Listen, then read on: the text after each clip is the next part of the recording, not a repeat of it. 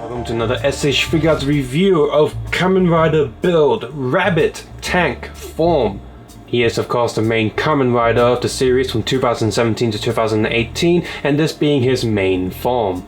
With the head sculpt, it is pretty spot on to what it looks like in the show, and there's also quite a lot of nice hidden details behind the compound eye effects that you don't instantly notice when you first see these figures. I also really like the coloring of the compound eye effect, and despite using a very thin layer of transparent plastic, they managed to get the shine in pretty well. It's very reflective because they painted just a little bit of silver on the back of the plastic, which might not be super accurate in a way, but it gets the job done really nicely. Back of the head of course doesn't have too much coloring going on, but the molding there is also pretty good. The seam line on the helmet is also not too bad, and looks like something you would see in the show anyway, so I think it gets the job done. The transparent eye pieces are made out of hard plastic, so if you're gonna drop this, the tank side one might be quite easy to snap, so do be really careful.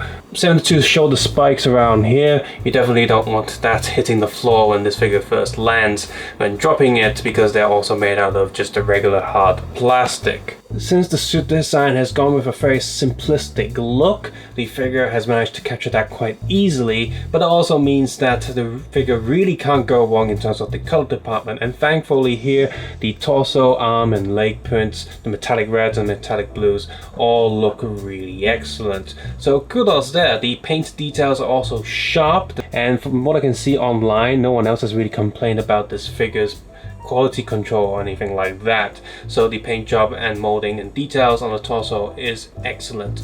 Also like this hidden joint there in the armor piece that really helps with articulation when you're bending him forward.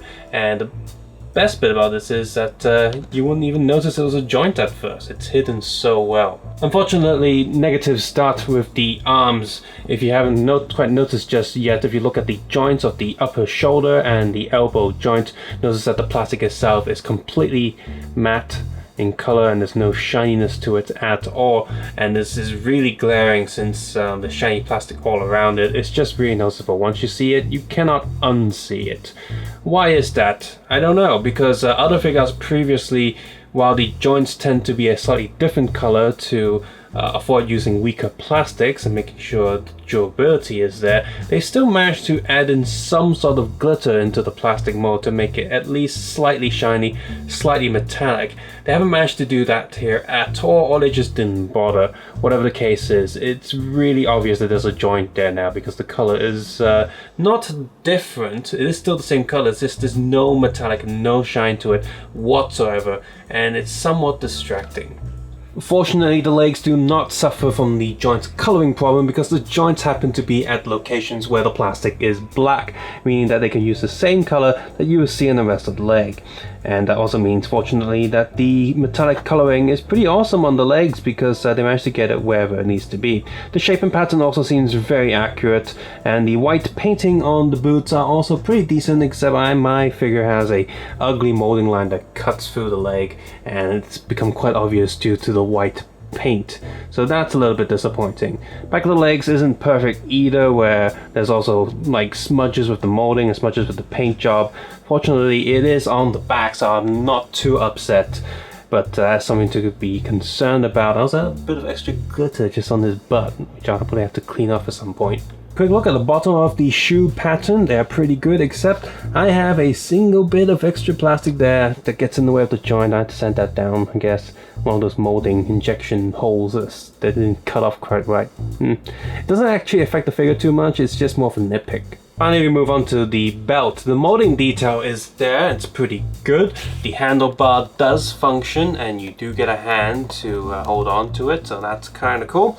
These bottles do come out, although they are a bit stiff. If you did get a weapon with this release, then that's where these bottles would go, I suppose, but you don't get any accessories with him, so that kind of sucks. More detail in the inside of the belt is also quite excellent as well. And when we look at the side bottle holder, you will notice that these actually work. As you can see here, I can easily have these two bottles stay on the bottle holder, so that's quite nice, although it does feel like it was just luck that these actually peg on and stay on there, and it wasn't actually a specific design for them to do that. I would do this for certain shots, for maybe animation or photo shoots and whatnot, but I wouldn't recommend holding bottles there as a form of storage because they will probably fall off at some point. Those are the plus sides of the belt. Downsides is this is permanently glued onto the belt, the holder, so the holder cannot move. The holder itself is also missing a lot of paint details. The only detail is excellent, it's just missing paint. Speaking of missing paint, the belt buckle itself, the driver, is also missing a lot of paint details. When you come back to the official one, the most obvious bit that's missing is a whole patch of red and silver there right on the front, and I think that's really unacceptable for an SH Figuarts. It's just downright disappointing. Also, some of the silver details at the bottom are missing as well. In terms of the bottles themselves, the bottles do look good again in terms of molding detail, they look great, but the bottles are also missing a little bit of paint. So grab yourself a Gundam marker pen, a black one, to fill in the top of the bottles and perhaps fill up some of the other details around the bottles if you want to. I wouldn't bother too much the caps of the bottles, because that's the peg that plugs into the belt or any accessory that you have later, so the paint will probably scratch off there, but the other parts of the bottle you probably just want to add a little bit of paint there just to complete it. And I find it somewhat disgusting and annoying that they didn't bother painting the back of the bottle, they just painted the front like this was some sort of soft vinyl cheapy release. No, this is an SH Figuarts. While this figure was cheaper than most others, they shouldn't cheap out on paint jobs like that. In terms of articulation, you can move his head down like that, move it back, sideways, sideways, and double shoulder joints like all Figuarts pretty much, and the shoulder pads themselves attached to the upper arm so they can move out a fair bit out the way, down a little peg and ball joint swivel. Arm can go up, full rotation here, and plus full rotation here. Double elbow joint, does a pretty good job at that. Fist is on a ball peg on a swiveling joint. Torso can go up very forward thanks to that hidden joint there, and go very back and sideways, sideways, and then leg comes down, similar to the older SH Figuarts joints, but it's hidden really well, so you don't really notice that the leg comes down.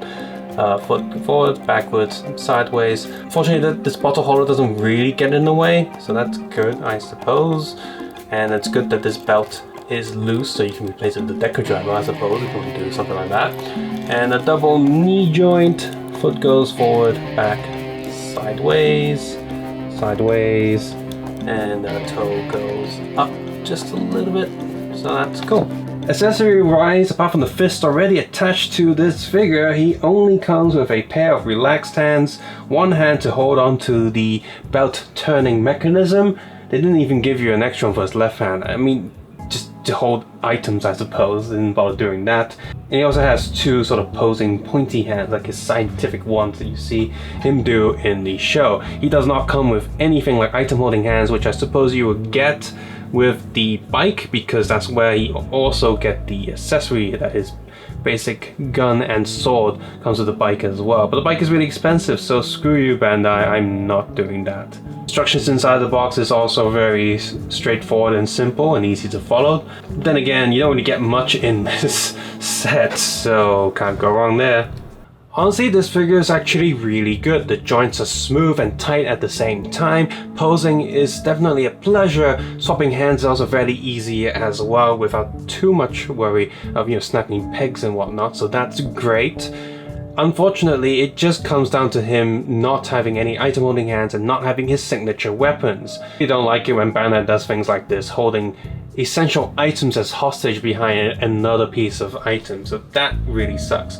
But aside from that, this figure itself is pretty good. Now, if you're good at paint jobbing yourself, the figurized version of Build Rabbit Tank form is coming out, although those figures tend to be like half a head to a head taller than SH Figuarts. But if you don't care about scale too much, it's an alternative, I suppose, and if you're good at painting, that's alright. But of course, in terms of the detailing and the painting and the joints, the SH Figuarts is going to be a bit better than the Figurized. Now, the Figurized will probably be cheaper than this, This figure did come out at a pretty cheap price for a main character and as a figure art, so I can forgive it just a little bit for not having the weapons, but honestly I'm quite happy to pay an extra 20 or 30 Hong Kong dollars to have the weapons come with the figure. So if you like Kamen Rider build or you like Kamen Rider in general, I think collecting the main rider if you don't watch a particular season is what a lot of people will do. So I do recommend picking this up because this is actually a really good figure and it's really cheap for figure arts. It's just a few nitpicks aside, I think this one's really excellent. Subscribe, suggestion, comment below, and of course take care and have a nice day. I'll be off to find the winning formula now.